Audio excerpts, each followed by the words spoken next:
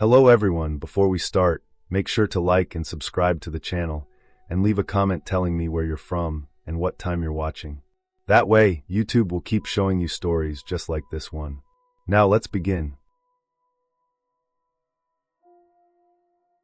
I was driving back from a construction job late, a little after 1:30 in the morning, moving north on Route 19 with that thick Appalachian fog sitting low enough that it felt like it was brushing the hood of my truck. I had been working out near Summersville all day, close to a 12-hour shift, and all I wanted was my bed. The fog made the road look narrower than it really was, and the headlights bounced off it in a way that made the whole world feel smaller, like I was inside a tunnel of white. I knew that stretch well enough, but one moment of zoning out, one missed sign, and I drove right past my usual turn. I slowed down when I realized I had missed it.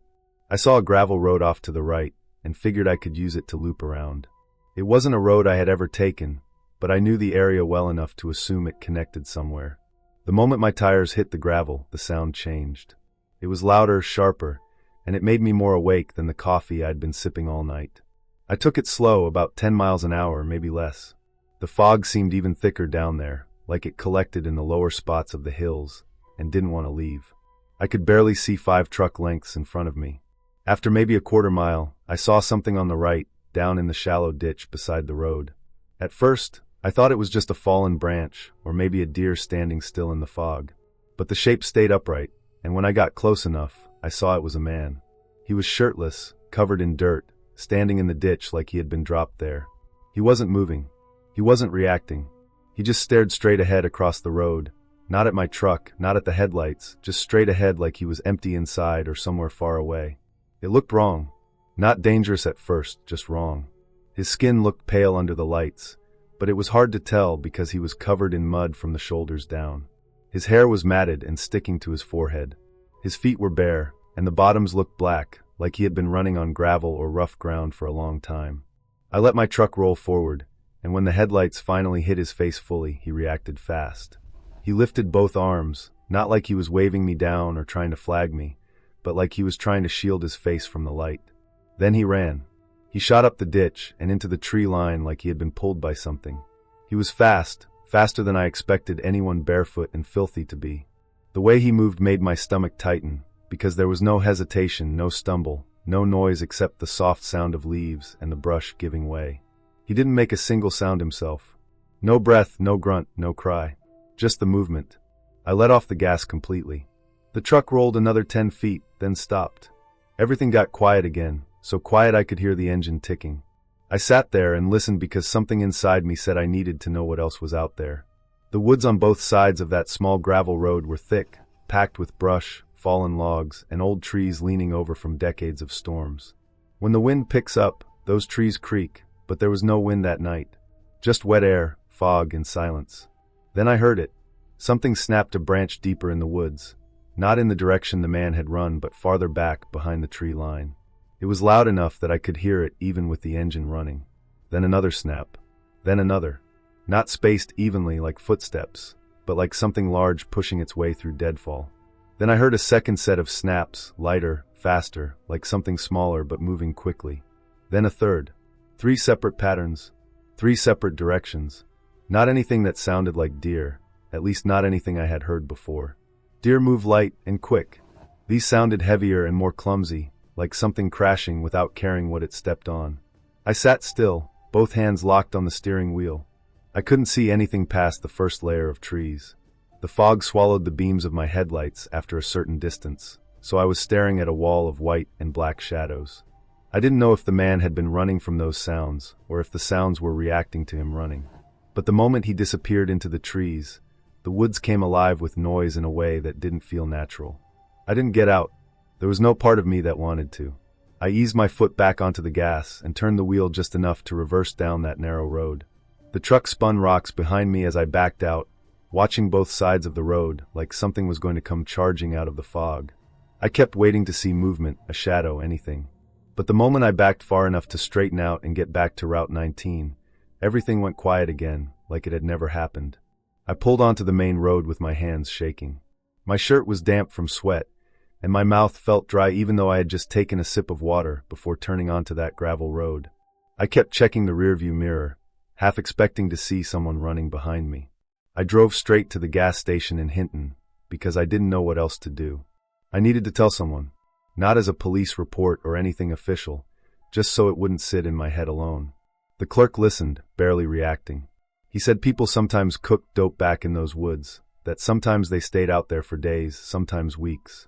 They got paranoid, wandered around half-dressed or fully naked, disappeared into the brush at the sight of headlights. He said it like it was nothing new, just another late-night story from that part of West Virginia. But the thing that bothered me wasn't the man. It was what I heard after he ran. I kept thinking about the way he had shielded his face from the light, like he was scared of being seen, not by me but by whatever might have been behind him. And the way he ran, silent and desperate, made it feel like he wasn't running randomly. He was trying to get away from something. Many somethings. I sat in my truck for a few minutes before driving home. I replayed the whole scene in my head, trying to explain it away with simple explanations. Maybe it was just animals. Maybe it was a group of people. Maybe the fog messed with how the sound traveled. Maybe I was tired after a long shift and heard more than what was really there. But each time I tried to convince myself, I kept going back to the timing. The man stood there frozen until my lights hit him. He ran the second they did, and right after he disappeared, the snapping started. In the days after, I stayed away from that part of Route 19 at night. Even when I had late shifts, I took the long way around because I didn't want to accidentally end up near that gravel road again. I didn't want to see the ditch. I didn't want to think about the fog. I didn't want to hear something moving in the trees. The more I thought about it, the more it made sense that people use those woods for things that don't involve staying within the law. When people get desperate, paranoid, or high enough, they do strange things. They hide in the dark. They run barefoot. They move through the woods without thinking or caring about the danger. And sometimes they're not alone. They travel in groups. They bring others with them. They wander at night. I kept pushing the idea of anything unnatural out of my mind, because I knew better than to let my imagination twist what I heard. The woods were thick. The land back there was uneven, full of old logging routes and hunting trails. Animals cross paths with people all the time.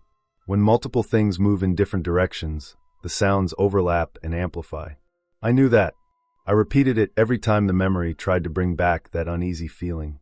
But what stayed with me wasn't fear of the woods. It was the look on that man's face before he ran. Even with the dirt and mud, I could see the shape of his eyes, wide and unfocused. He wasn't scared of me. He didn't even seem to notice my truck at all. It was like he had been staring at something across the road until the lights hit him. Like he was frozen by something and broke free only when something changed.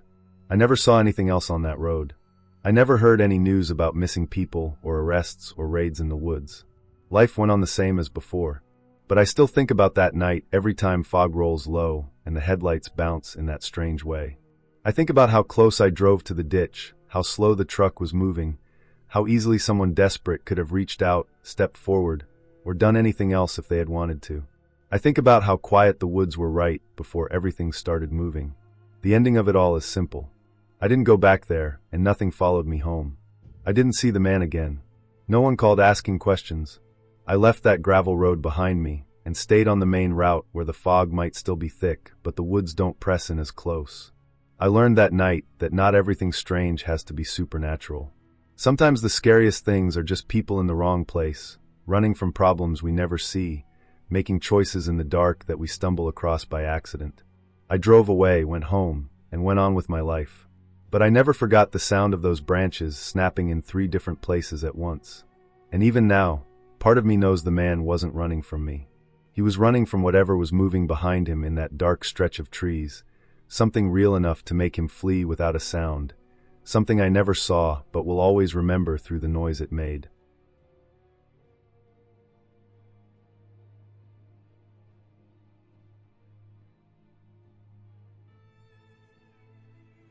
I had been helping a small outdoor group update their ATV trail maps for a few months, and by early October the days were already getting shorter in the hills.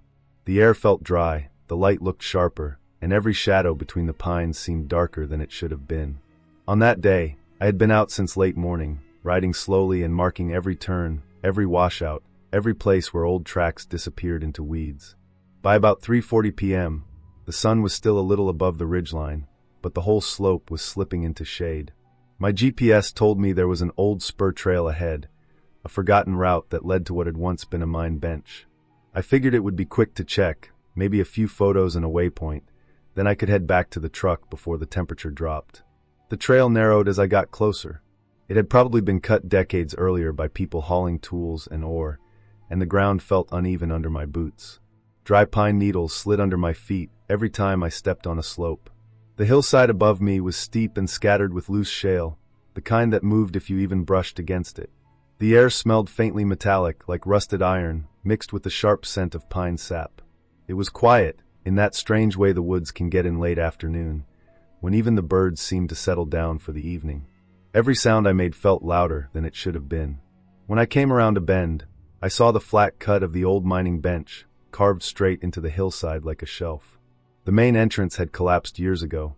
I'd seen pictures of it from old surveys, but now it was just a mound of dirt and stones with warped timbers sticking out. They looked like ribs from some giant buried in the slope. But the air shaft was still there, right where the map said it would be. A rusted metal grate covered the opening, barely held together by bolts that looked as thin as old wire. The mesh had bent inward in a few spots, and the whole thing leaned like it had been dropped in place instead of installed.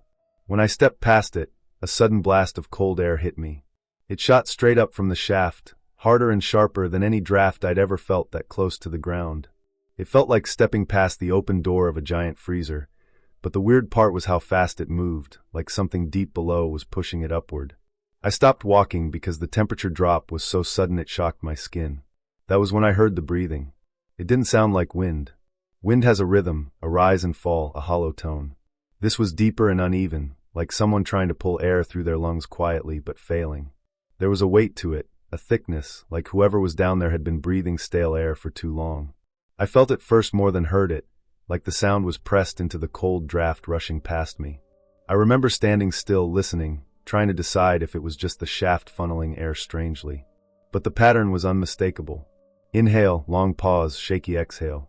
Someone was down there. I crouched down slowly because something inside me didn't want to get close, but my job was to document hazards, and I thought maybe it was an injured hiker or some kind of transient sheltering inside. I dropped to my knees without thinking about the dirt staining my pants. The grate was dusty, coated in a layer of brown powder that had settled over years without being disturbed, and when I leaned forward some of it puffed up around my face. I clicked on my headlamp and aimed the beam straight through the metal mesh. The light shot downward for what looked like at least 30 feet, hitting nothing but drifting dust. The shaft swallowed the beam and gave nothing back. I couldn't see walls, ladders, or the bottom, just a swirling fog of particles moving like they were caught in a slow whirlpool. The breathing stopped the moment I leaned closer. The air rushing upward stayed cold, but the human sound vanished like someone holding their breath. That silence made me lean even further, trying to angle the light differently so it might catch something. My shoulders shifted the grate a little, making it creak faintly under my weight. The dust twirled again in the beam. I remember thinking maybe I had just imagined the breathing, because the cold air was so strange. My knees hurt from the hard ground, and one of my boots shifted on a loose stone, nearly making me slip. I pressed my hand on the grate to steady myself. Then a hand came up from below. It happened fast enough that my body reacted before my mind did. The hand didn't reach through the grate, but grabbed the metal from underneath, fingers curling upward into the gaps. They were small fingers, coated in gray dirt up to the wrist, like whoever it belonged to had been crawling through rock and soil. The nails were short, chipped, and dark. The skin looked pale under the dirt, not white but washed out, the kind of color you see on someone who's been underground too long. There was a moment where the fingers tightened on the metal, pulling slightly, like testing if the grate could be pushed aside. I didn't wait to find out. I stumbled backward, so hard my shoulder hit the rock wall behind me. My headlamp beam jerked wildly across the ground as I scrambled to my feet. My breath came out in short bursts, almost loud enough to drown out the faint scrape of the hand sliding back into darkness. I didn't look again. I didn't try to speak. Something in me, something old and instinctive, screamed that I wasn't supposed to be there anymore. I turned and ran, pushing branches out of my way, slipping on pine needles, catching my boots on rocks. I didn't even try to follow the exact trail back. I just moved downhill toward the general direction of my ATV, keeping my arms out so I wouldn't slam into a tree. When I reached the machine, my hands were shaking so badly I had trouble getting the key in the ignition. My chest felt tight, like I'd been holding in everything I had. I didn't look back toward the mine bench. I kept expecting to hear someone climbing up after me, but the woods stayed quiet. The cold draft I'd felt was gone. Even the air around the ATV felt warmer, like what I had just walked through existed only on that bench cut into the hillside. Back in town, I went straight to the sheriff's office. I laid everything out, every detail, even though I felt stupid describing a hand grabbing a grate. They took it seriously enough. They said they'd send someone. They told me that transients sometimes sleep in old shafts to avoid the weather, and that maybe someone panicked when they heard me. For a moment, hearing that explanation almost calmed me. But the deputy who took my statement said they'd check it out that evening, and I stayed awake half the night waiting for a call. No one found anything. No prints, no blankets, no signs someone had been living there. The grate hadn't moved. The dust around it hadn't been disturbed except for the part one had nailed on. They said maybe I had seen a raccoon or a porcupine pushing up from inside, but the hand I saw wasn't shaped like a paw and didn't move like an animal. I know what I saw. It was a human hand, reaching blindly for the only opening to the surface. In the days after, I kept going back over it in my mind, replaying the breathing I heard, the cold air, the way the fingers curled around the metal. I tried to convince myself that I should have stayed longer, that I should have called down or waited for a response.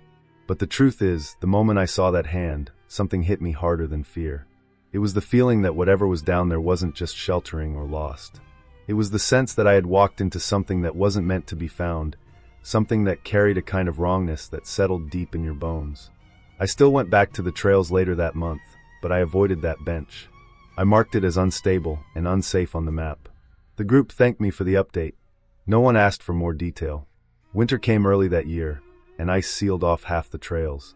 When spring returned, I thought about checking the shaft again, just to see if anything had changed. I never did.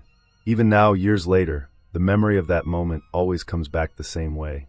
The cold blast, the breathing, the hand gripping the grate. I regret running, but I know I would make the same choice again.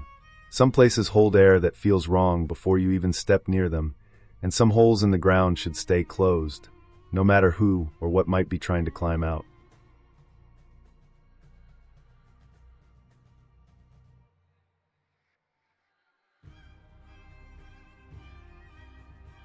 I had been staying with my friend for about a week by then, helping him with trail work along the ridge above Line Fork.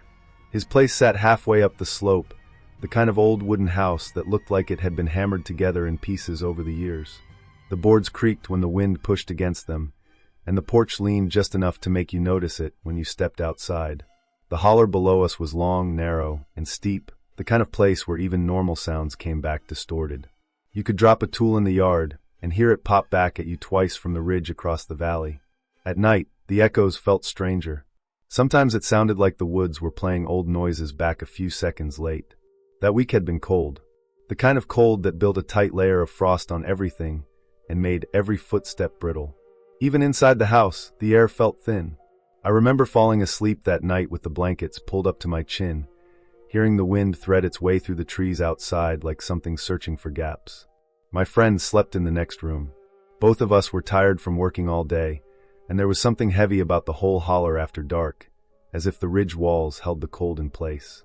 When I woke up, the first thing I saw was the red numbers of the clock glowing on the wall. 2:17 a.m. I didn't know why I was awake until I heard it again. A sound sharp enough to make the hair rise on my arms. It wasn't a scream like a person would make. It wasn't like any animal I knew either. It had this metallic ring to it, thin and high, like metal scraping metal, but stretched out into a long, rising cry. The sound bounced up the holler, then came back softer, almost like it was trying to follow itself. I lay still for a moment, trying to hear if it came again. When it did, it came from lower down, closer to the tree line where the slope met the bottom of the valley. I could feel it more than hear it, like it pushed against the quiet inside the house. I got up because something in me felt like I needed to see what was making it, even though another part of me didn't want to know at all. The floor was freezing under my feet. I pulled on my boots without socks and went out onto the porch. The cold outside hit me instantly. My breath rolled out in thick clouds that lifted straight up in the still air. The world felt locked in place. No wind, no movement, not even the usual night sounds. Usually, even late, there'd be something, an owl, a dog somewhere, the creek shifting over rocks, but the holler felt sealed shut. Down near the start of the trees, something moved hard enough to shake the brush. I couldn't see anything clearly, only the line of dark branches pushing against each other in sudden jolts. It sounded like something heavy was thrashing, not panicked but aggressive, like it was tearing its way through whatever was in front of it. Branches snapped in fast cracks, sharp and loud. The sound rolled up the holler, and then fell back down into itself, like the valley didn't know where to put it. I leaned forward a little, gripping the porch rail because I didn't trust my legs. I kept waiting for the noise to settle into something familiar. Usually after something big moved through the woods like that, you'd hear coyotes start up. They always did. They'd catch the disturbance and call to each other, scatter their yips across the slopes. But after that last crack, the holler dropped straight into silence. A complete silence, thick and pressured, like the whole valley was holding its breath. I stayed out there longer than I meant to. My boots felt like blocks of ice, and my hands were stiff from the cold. The tree line didn't move again. Nothing called out. Nothing ran. It was like the woods refused to explain what I'd heard. I finally went back inside because the cold was sinking through my clothes, and I couldn't stand there any longer. But even when I lay back down, I kept listening, waiting for something to break the silence. I didn't fall asleep again until the sky started to lighten.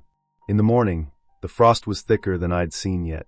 It looked like someone had dragged a sheet of glass over the grass and stuck it in place.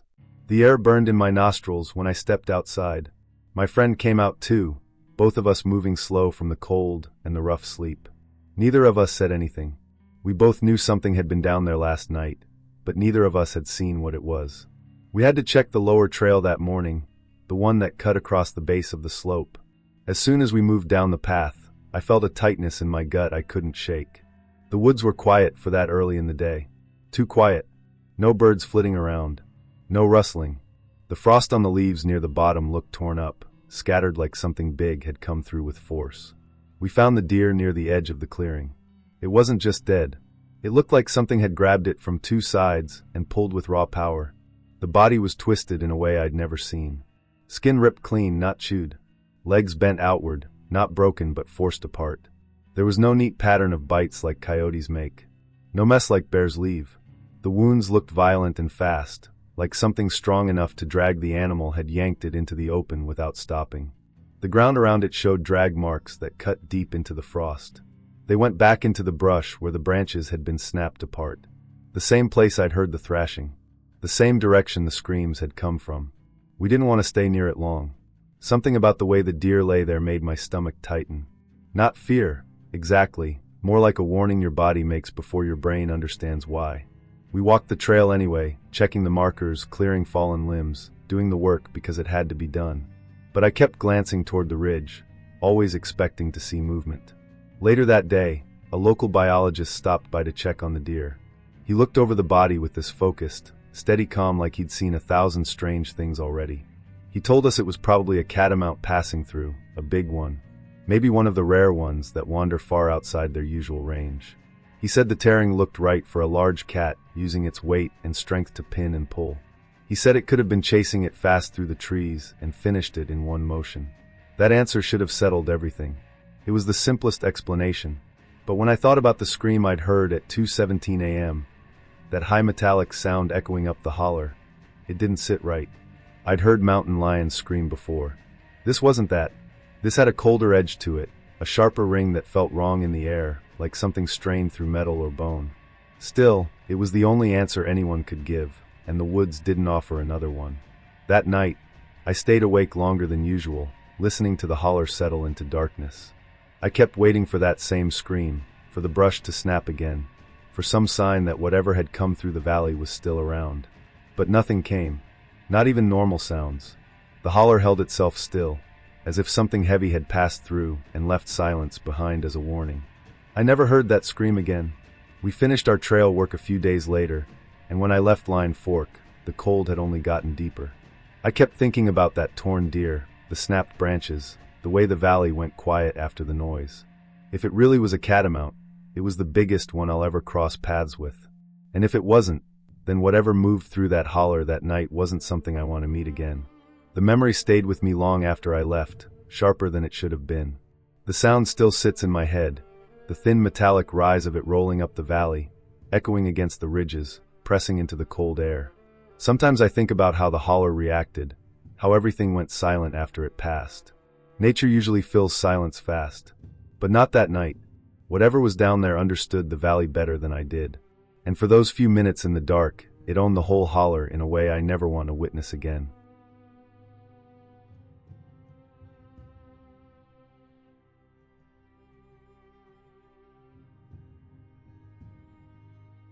I started up the ridge before daylight, climbing the faint trail that followed the spine above Beach Creek. The air felt wet and heavy, the kind of air that sticks to your clothes before you even start sweating. My watch read 6:20 a.m., but the sky looked like it could still be the middle of the night. Fog hung so thick across the ridge that my headlamp beam felt useless, like it just pushed a white wall a few feet in front of me. I kept it off and trusted my eyes to adjust because I always felt calmer without a bright light bouncing off every droplet of mist. The ground was soft from rain the night before. Every step sank a little. I could hear the slow dripping of water off the leaves, steady and cold, the kind of sound that makes the woods feel empty even when they're not. I had been in that area many times for turkey season, and the ridge always felt safe to me.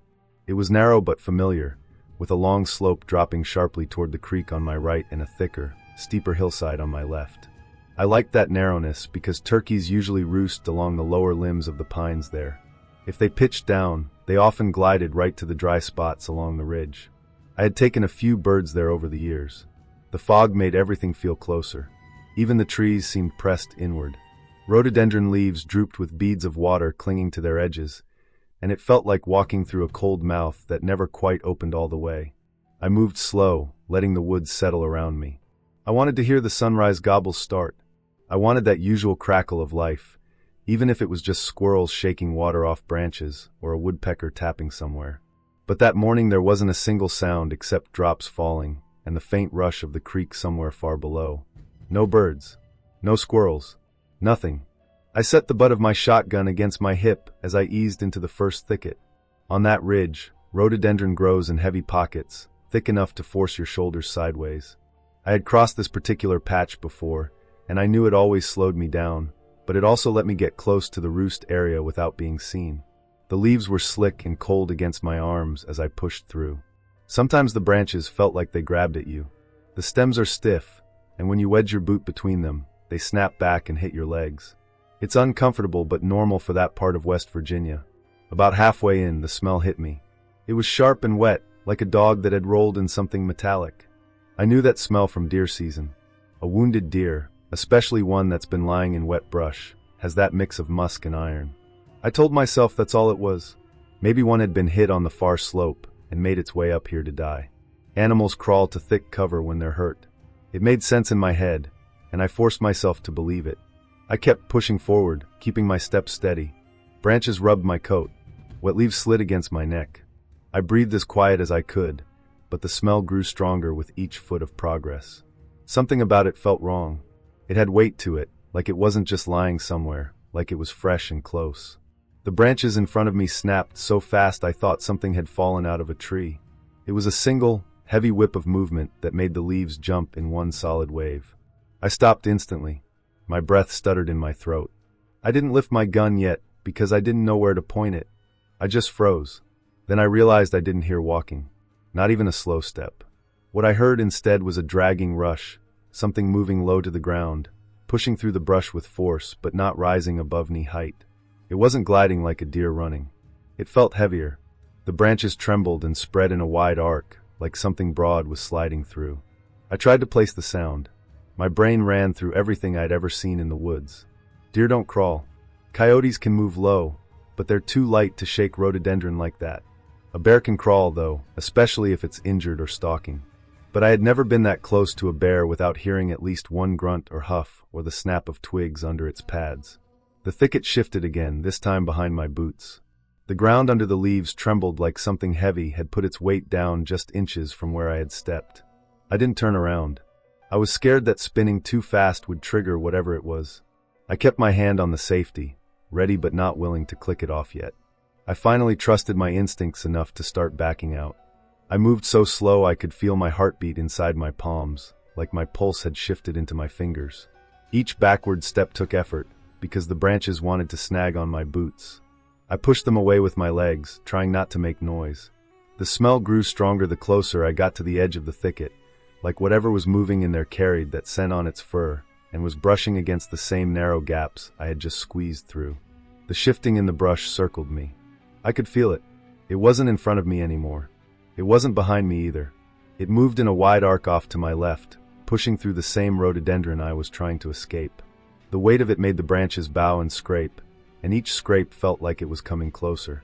Low, steady, determined. When I finally backed into open space, my boots hit solid ground, without anything grabbing at me. Cold air rushed against my face now that the leaves weren't closing around it. I raised my shotgun the moment I was clear, not aiming at anything specific, but trying to be ready for whatever stepped out. The fog had thinned just enough for shapes to form, trunks, low brush, the edge of the thicket. For a moment, nothing happened. Then the leaves parted again, not like an animal walking through them upright, but like a shoulder or a back sliding sideways. A clean, smooth line opened through the brush, just long enough for me to see the movement before it closed. No body, no fur, just the motion and the dark gap it left behind. I didn't wait for more. I didn't try to call a bird. I didn't even try to convince myself it had been nothing. I just turned and walked down the ridge the same way I came, moving fast but not running. Running felt like a bad decision in that moment. I kept my gun up, ready, feeling the fog press into my face again. Every sound behind me made my shoulders tighten, but I never heard it follow me into the open woods. It stayed in that thicket, hidden, quiet except for the last few shakes of branches that faded with distance. When I reached the lower trail, my legs felt weak. I hadn't realized how tense my body had been until I felt the ground level out. The fog was still thick, but down lower I could hear birds again. Just a few, faint, but enough to make the morning feel normal. I walked the rest of the way out without stopping, breathing hard even though the trail was easy. Later, when I reached the parking pull-off near the creek, the game warden's truck was already there. He spent a lot of time checking turkey hunters that week, and he recognized me. I didn't tell him everything, but I told him enough. I mentioned the smell. I mentioned the weight of the movement. I mentioned how close it came without standing up. He said a bear had been acting strange around that ridge for a couple weeks, following hikers, staying too close to campsites, not charging, not attacking, but tracking people almost like it was curious or confused. He had tried hazing it with noise and rubber buckshot, but he wasn't sure it had worked. Bears in that area didn't always follow the usual rules. I thought about that the entire drive home. The way it moved, the way it stayed low, the way it circled me without making a sound except for the branches it pushed aside. I had hunted that ridge for years, and I had seen all kinds of animals, but nothing had ever moved like that before. I knew that even if it had been a bear acting strangely, it didn't matter. That morning showed me how small I was in that thicket, how easily something bigger could move without being seen. The woods weren't meant for comfort, and sometimes they reminded you of that in ways you don't forget. I never went back to that ridge, not even for scouting. I still hunt other places, but whenever I see a rhododendron patch that thick, I walk around it. I can't push through anymore. Not after feeling something move like that, close enough that the leaves brushed my boots, close enough that I could smell what it had been carrying on its fur, close enough that I felt the whole thicket shift like I had stepped into someone else's space. Even now, years later, I can still picture that brief parting line of leaves closing behind whatever slid away into the fog. The woods went back to quiet after that morning, but I didn't.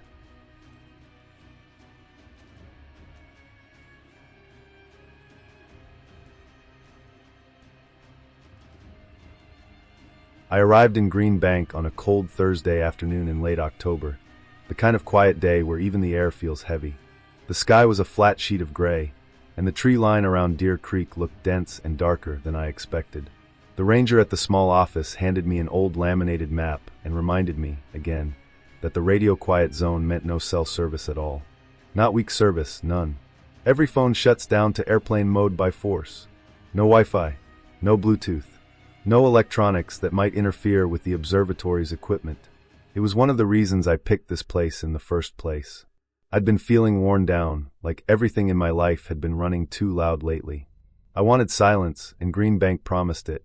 The cabin I rented sat about a half-mile from the main gravel road, tucked between tall pines and the slow bend of Deer Creek.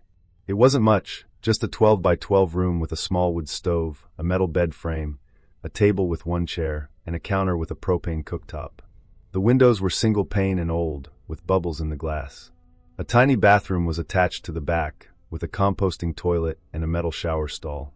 On the counter sat an old emergency radio. Wood paneling. A big silver dial. A band selector that looked like it hadn't been moved in years. The ranger had mentioned it casually when I checked in, saying all the cabins had one in case of some local emergency. I didn't think much about it. The first night was normal. Quiet in a way that felt almost uncomfortable, like the world had switched itself off. No phone buzzing. No cars passing on the road. No distant planes overhead. Just the creek gurgling and the occasional pop from the wood stove. I made a simple dinner and read a paperback from the tiny shelf near the bed. When I finally tried to sleep, the silence felt like pressure against my ears. I kept thinking I heard footsteps, but it was just branches shedding the last dry leaves. I slept in short stretches, but eventually drifted off. The next day I hiked along an old service trail that followed the creek. The leaves were mostly gone from the trees, leaving skeletal branches against the clouded sky. I didn't see a single person the entire day. No hikers. No campers. Nothing. It was like the woods had been emptied out just for me. I got back to the cabin in the late afternoon, made a fire, and cooked some beans and rice. The temperature dropped fast after sunset. By 8 p.m., the cold was pressing against the windows, and the stove became the only warm spot in the cabin. I pulled a red jacket over the back of the chair to warm it a little for the morning. By 11, I was tired but restless. The quiet made it hard to relax. I could hear every little shift from the woods outside, every snap of a twig or slide of loose dirt down the slope. The cabin walls didn't block much sound. Even the creek felt louder at night. I tried reading again, but my eyes were heavy, and I kept losing the plot. I finally turned off the lantern and lay on the bed, listening to the stove crackle. I must have been drifting in and out, because when it happened, it didn't feel like a sharp moment, more like something slipping into the space of half sleep. At 11:45 p.m., the radio clicked on. Not loud, just a soft mechanical click, like someone pressed a button on purpose. I sat up fast. The room was pitch dark except for the faint glow of the stove through its little glass window. The radio hissed with static, loud enough to fill the cabin. I hadn't touched the thing since I arrived. I hadn't even moved it. At first, it was just noise, white, steady like an empty channel. I figured maybe the cold had caused something in it to shift. Old electronics do strange things sometimes. But then I realized the static wasn't even on a station. The dial was still sitting between two bands, the same place it had been when I arrived.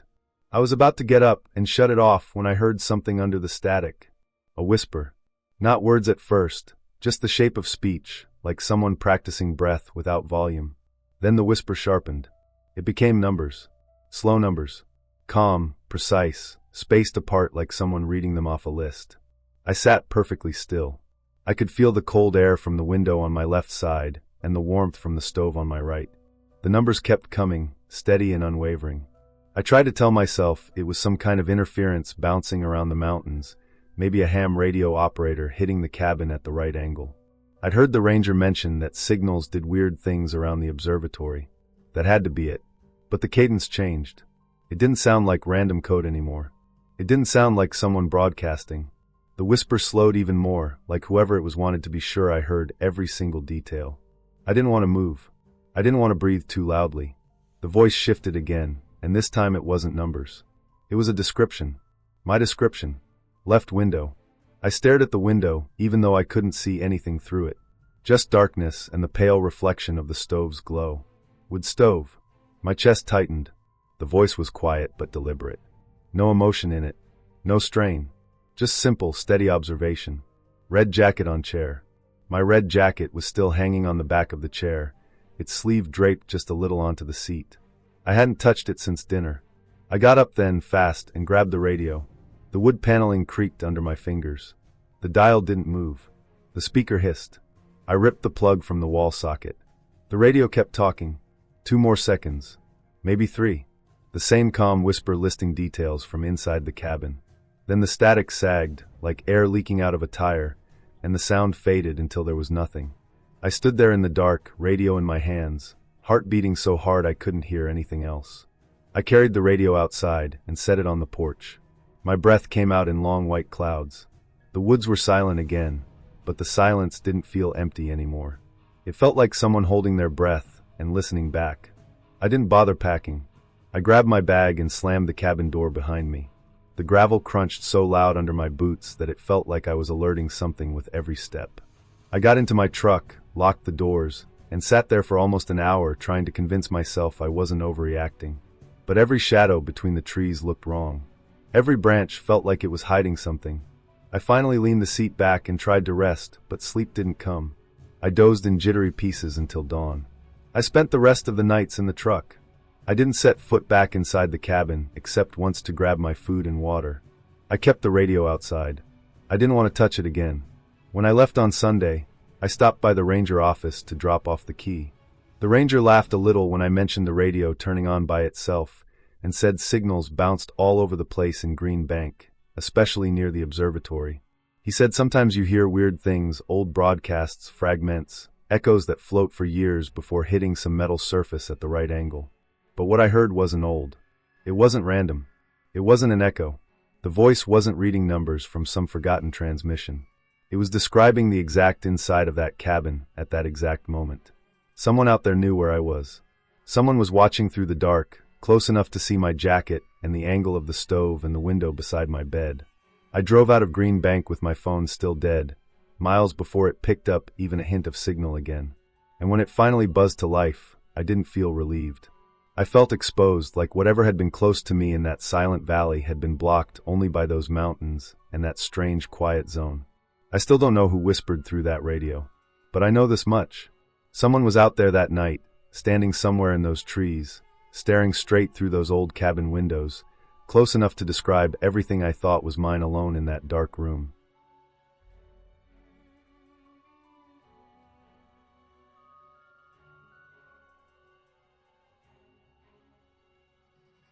I drove up to Max Patch in late October, the kind of weekend when the air feels thin and the colors on the ridge look too bright to be real. I planned the trip a month earlier, thinking it would be a good break from work, just a quiet hike to watch the leaf change, and then a night alone in a rental cabin tucked below the bald. I'd stayed in places like that before, small one-room cabins with a metal roof and a porch barely big enough for a chair. This one sat off a gravel pull-off, with a little fire ring and a view of the slope through the trees. It looked peaceful when I arrived late in the afternoon. The leaves were mostly gold and red, and the trail up to the bald was full of families taking photos and couples sitting in the grass. The sky was clear and pale, the air cold enough that each breath felt sharp. By the time the sun dropped, I was back at the cabin alone. The last of the hikers had passed down the road, and the woods settled into that quiet that feels heavier in the mountains. I heated a small dinner on the single-burner stove, walked around the yard a bit, and then went inside to warm up. The cabin smelled like pine boards and old smoke from the wood stove. There was no TV, no Wi-Fi, and only one lamp near the bed. My phone showed 1 bar earlier on the ridge, but down at the cabin it flickered in and out with nothing usable. I didn't think much of it. I hadn't come to scroll anyway. I just lay down with a blanket and listened to the wind slide through the trees. I drifted in and out for a while, half awake, half listening to the woods settle. At first there was nothing unusual, just branches settling and the occasional pop from the wood stove metal contracting as it cooled. But somewhere around midnight I heard a sound that didn't fit with anything natural. It was faint, but clear enough to pull me fully awake. A slow, deliberate footstep on gravel, not the quick scatter of an animal or the soft roll of a deer. This was heavier, paced. One crunch, a long pause, then another crunch. I lay still in the dark, trying to figure out if it was just my imagination. I told myself maybe someone had gotten turned around hiking late. People wander off the bald sometimes and end up on the wrong side of the slope. But the rhythm of it didn't match someone walking with purpose. It sounded like someone walking in half steps, almost testing the stones with each foot. The footsteps moved along the front side of the cabin, then faded, then came back on the far side. They weren't rushing or stumbling, just slow, calculated, like someone was looking around but didn't want to be seen. When the steps circled the cabin a second time, my stomach started tightening in that cold way where your body knows something is wrong before your mind catches up. I stayed flat on the bed, barely breathing, staring at the ceiling. I could make out the faintest glow from the moonlight coming through the thin curtain. That glow shifted just slightly when the steps stopped on the side of the cabin where the window stood. For a moment there was absolute silence. No wind, no movement, nothing. Then I heard it, steady breathing through the nose, slow and controlled, close enough that it sounded like it was right against the outer wall. I didn't move. I didn't even blink. My mind raced through possibilities. A drunk hiker. Someone looking for help. Someone trying to break in. I wanted to reach for my phone, but it was on the counter near the door, and even if I reached it, I knew there was no service. I felt trapped, pinned to that bed by fear and uncertainty. The breathing stayed for a long time. Long enough that my muscles started hurting from staying still. Long enough for my heartbeat to feel like it was echoing in the small room. Then, without any shift of gravel or any shuffle, the breathing drifted away. I didn't hear footsteps at first, just the sound fading like someone was pulling themselves back from the wall. Then finally the crunching returned, still slow, still deliberate. It moved around the back of the cabin, then further, and then it was gone. I didn't sleep the rest of the night. I kept expecting the sound to return, half convinced that whoever it was still out there waiting. The moon moved across the window slowly, and the room got colder as the fire died. I lay awake until a faint gray light spread into the trees outside. When I finally stepped out onto the porch, the air was sharp with frost. My breath came out in a cloud. I scanned the clearing, expecting nothing, maybe a few tracks from deer. But there were clear prints in the gravel and the patchy frost, bare human footprints. The toes were distinct, pressed deep into the cold gravel, like whoever walked around had been standing there a long time. The prints made a complete circle around the cabin, and the frost around the edges was rimmed, as if it had been disturbed hours earlier, before the cold reached its deepest point. I followed the line with my eyes. One full circle around the cabin. Then a single trail leading out toward the tree line. The strangest part was the absence of anything else. No prints leading in from the road.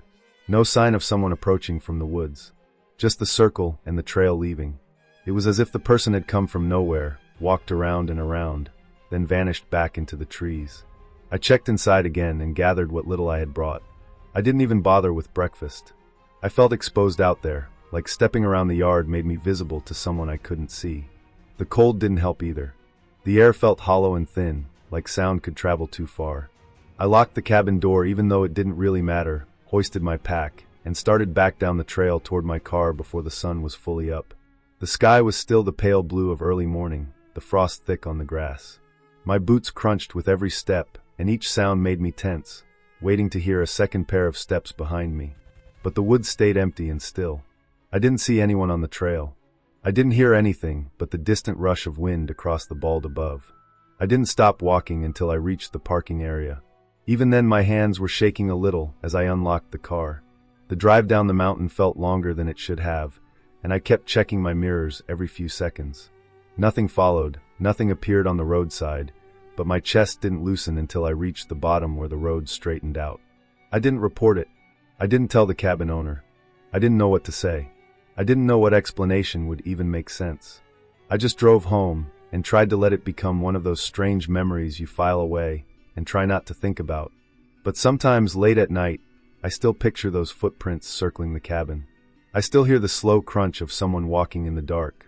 And what stays with me most is the breathing, calm, steady, right on the other side of that thin wooden wall, like whoever was out there already knew I was awake, already knew I couldn't call anyone, and was just waiting for something I still don't understand. The ending came the moment I stepped off that mountain. Nothing followed me, nothing happened afterward, and there were no signs of danger once I left. But the fear didn't fade just because the daylight came. It stayed with me because everything that happened was real, every sound was real, every footprint was real. And the truth is simple. Someone was out there that night, walking barefoot in the cold around a small cabin below Mac's patch, breathing through the wall like they were trying to listen. And even now, years later, I still don't know how long they watched me before I woke up.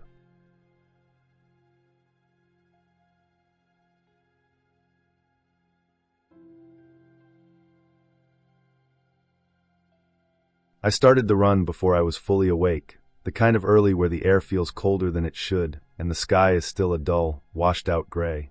Carver's Gap is always quiet at that hour, but that morning it felt unnaturally still. No birds, no wind cutting through the spruce, just fog sitting low and heavy over the trail. My headlamp picked up little flashes of moisture in the beam, floating like dust. The air smelled damp and earthy, that mix of fir needles and wet soil you only get up on the ridgeline. I'd done this route dozens of times, so the routine was automatic. Slow climb from the parking area, settle into a steady pace, let my breathing find a rhythm. My legs felt stiff at first, and my fingers were numb, but I knew they'd warm up in a few minutes. The trees closed in tight around me, their trunks dark and tall, crowding the trail. The fog threaded between them like smoke. I remember thinking the place looked older than usual, like I was running through something that had been untouched for years. About a mile in, the trail straightened out for a bit. My headlamp caught a long stretch of dirt and roots, then something darker, a shape that didn't belong to the trail. At first I thought it was just a clump of trees or maybe a branch that had fallen across the path. After a few more steps, I realized it had the outline of a person. A runner, maybe. Someone starting early like me. That wasn't strange on its own. People trained up there all the time. But they weren't moving. Not even a shift of weight or the faint bob of a headlamp. Just a still black figure a little ways ahead in the fog. I slowed my pace instinctively, not out of fear at first, just confusion. I tried to read their stance, the way they were planted in the middle of the trail, arms hanging loose at their sides, head angled downward like they were studying the ground. My breathing sounded too loud in my own ears, that steady pull of cold air filling the silence between me and that shape. I took a few more steps and tried to make sense of what I was looking at. The closer I got, the more wrong it felt. The figure didn't budge. No shift, no glance, nothing that told me they even noticed me coming up behind them. Something about that stillness put my nerves on edge. The fog made it worse, swallowing most of their outline and leaving just enough detail for my mind to fill in the rest. I got within about 50 feet, close enough to make out the edges of a jacket and the slope of their shoulders. Their head was still down, chin tucked, like they were staring straight at their own feet. I slowed to a jog, then a walk. The trail was quiet except for my footsteps. My breath formed a thin cloud in front of me. Everything around me felt damp and closed in, like the woods were holding their breath. For a second I wondered if they needed help. Maybe they were sick or injured. But something deep in my gut told me not to get too close. I stopped maybe 30 feet away, enough that I could see the tension in their posture. Their fingers were slightly curled, their shoulders stiff in a way that didn't match someone resting or stretching. That was the moment the figure moved.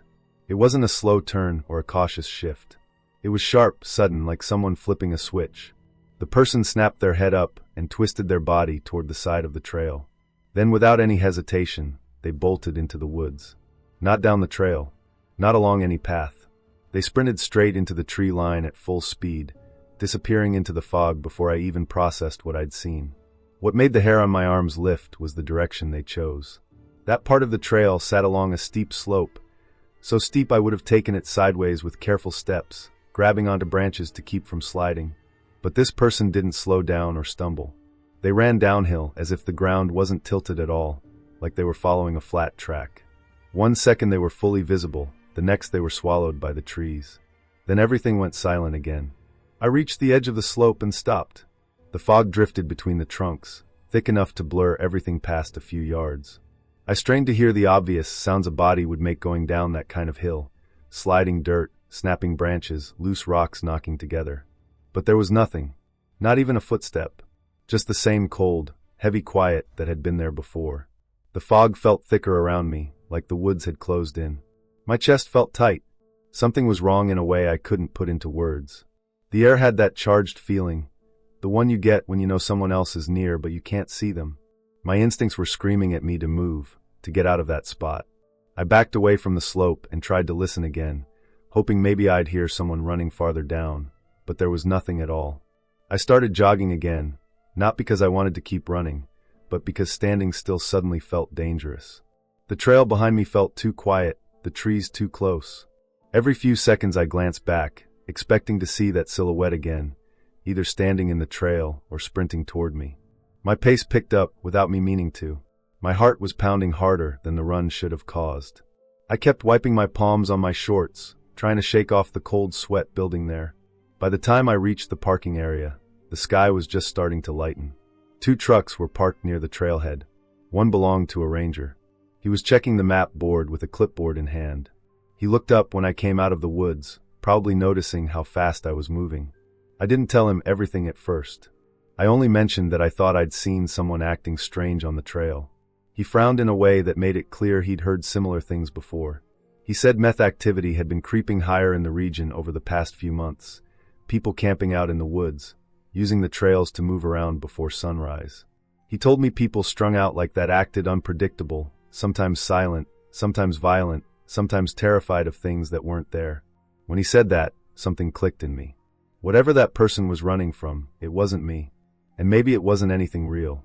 But the way they stood so still on the trail, the way they launched into the woods like they were fleeing for their life, the way the forest swallowed them without a sound, that wasn't the kind of behavior you see from someone who's thinking clearly. I kept turning over the silence in my head. That steep hill should have announced every step they took. The woods should have echoed with noise. But there had been nothing, like the earth just opened up and took them in. For days afterward, I couldn't shake the image of that silhouette standing in the fog, head bowed, arms loose, as if they were waiting for something behind them to catch up. I kept thinking about what could drive someone to run straight down a slope that dangerous without any care for their own safety. And I kept thinking about the fact that I hadn't seen, or heard, any sign of them once they left the trail. I didn't go back to Carver's Gap for weeks. When I finally did, I couldn't bring myself to start the run in the dark. I waited until the sun was fully up, until the fog burned off and the shadows between the spruce looked normal again. Even then, when I reached the spot where I had seen the silhouette, I felt that same cold pressure in my chest. I glanced down the slope, half expecting to see a path beaten through the brush, or some sign that someone had gone down that hill. There was nothing. No tracks, no broken limbs, no disturbed soil. The slope looked untouched. Real or not, whoever I saw out there that morning wasn't someone I wanted to meet again. And whatever they were running from, I wanted even less to cross paths with that. I still run those trails, but I stick to daylight now. There's something about the early morning fog at Carver's Gap that I don't trust anymore, something in the quiet that feels like it's hiding things, holding them just out of sight until you're close enough to see more than you want to. And every time I go by that spot, I remember the way that figure stood there without moving, and the way the woods swallowed them whole without a sound. I remind myself not to look too long into the trees. Some things out there are better left unseen, and some people you pass on the trail are better left alone.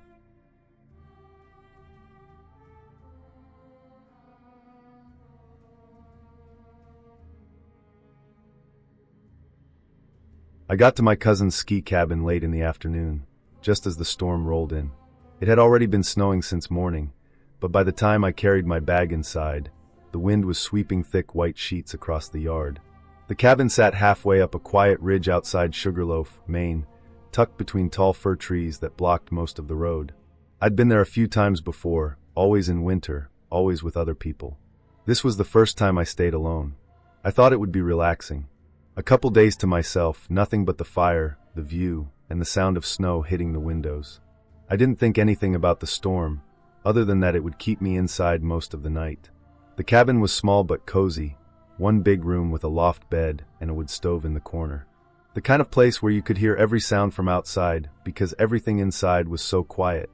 I spent the evening reading and listening to the wind push against the walls. Around midnight the snow started coming down even harder. It sounded like handfuls of sand being thrown at the windows. I checked the weather on my phone and saw a warning that the storm would peak around 3 a.m. with near-zero visibility. I didn't plan on going anywhere, so I didn't care. I tossed another log in the stove and tried to sleep. I must have drifted off for a while because the next thing I remember was waking up in total darkness. The kind of darkness that feels heavy. I checked my phone and it said 3:10 a.m. The power was out. No humming heater, no dim fridge light, nothing. The cabin felt colder already, like the warmth was leaking out the walls. I got up, grabbed my small flashlight from my bag, and stepped onto the deck to check if the neighbors' cabins had power too. There weren't many cabins on the ridge, maybe 4 or 5 scattered through the trees, but usually you could see a porch light or a faint glow. When I opened the door, the wind slapped ice against my face. The sky was completely black. No moon, no stars, just a thick wall of storm. My flashlight beam barely reached past the railing. I took a few steps forward, listening to the creak of the boards under my feet, trying to adjust to the darkness. That's when I saw them. 2 tiny white spots of light deeper in the trees, maybe 50 yards away. At first I thought they were reflections, like maybe the storm hit something shiny. But then the lights moved. Slowly. Left and right, weaving between the trunks. They stayed low, maybe chest height, like handheld flashlights, but they didn't bob the way a real flashlight would when someone walked with it. They glided. Smooth. Steady. I watched them for a few seconds, trying to understand what I was looking at. My brain kept trying to label them as people. 2 lost skiers maybe, or someone who lived farther up the ridge. But no one would be skiing in a storm like that. And if they were people, why were they moving uphill, into the wind, without any shaking or swaying?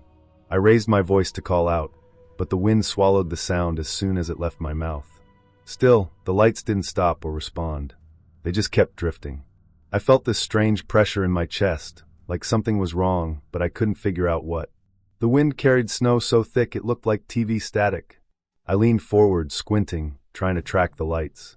Then one of them cut sideways so fast it made me step back. It moved like someone sprinting left through the trees, but the light didn't bounce or jerk. Just a clean sliding motion.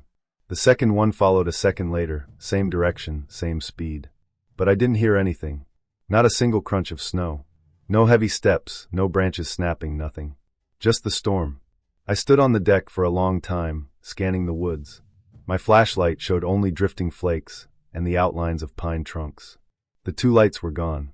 It felt suddenly colder, like the temperature had dropped 10 degrees in a few seconds. I kept listening, waiting for any sound that made sense. But the woods stayed silent except for the wind. Eventually I went inside, locked the door, and sat by the window with the flashlight off, trying to see if the lights came back. They didn't. I stayed awake until the sky finally turned from black to a faint gray around 7 a.m. The storm had eased by then, though snow still drifted down in thin sheets. When I stepped outside in the morning, everything looked normal at first. Fresh snow covered the deck and the railing. The trees stood still and quiet, the storm losing energy. But when I walked toward the edge of the yard where I'd seen the lights, something felt off. I expected to see tracks, ski prints, boot prints, anything. Instead, the snow was untouched. Perfectly smooth. I walked farther, stepping carefully between the trees. That uneasy feeling from the night returned, like I was walking into something that didn't belong. I moved slowly, scanning the ground for any sign of movement. Eventually I found the first spot. A perfect circle, maybe 3 feet across, where the snow had sunk slightly. The surface looked different, not melted exactly, but compressed and glossy, almost like ice forming in a shallow bowl. No footprints around it. Nothing leading to it or away from it. Just that one circle.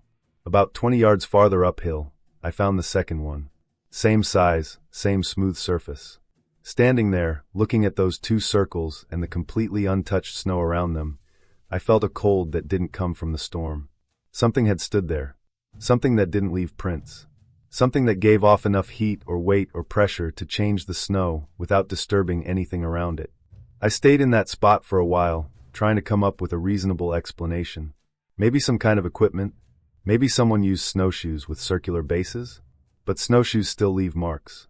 And the circles looked too clean, too perfect, like whatever caused them stayed in that exact spot for a long time, holding still. I didn't mention any of it to my cousin when I left later that afternoon. I just said the storm knocked out the power and I cut the trip short. But the entire drive home, I kept replaying the image of those lights drifting through the trees. The way they moved without sound. The way they cut sideways in a way no flashlight beam should. And those circles in the snow, sitting there like 2 places where something had waited. I know what I saw. I know what I didn't hear. And I know that whatever was moving out there at 3:10 a.m. in the middle of that storm wasn't carrying flashlights. It wasn't people walking in the dark. It wasn't anything that left tracks. It was something that stood still long enough to leave marks in the snow, then moved away without touching anything else. I still don't understand it, but I do know this. If the power ever goes out at that cabin again, I won't be stepping onto the deck to check the woods. Not after seeing lights that moved like they were alive, and not after finding the places where they stood.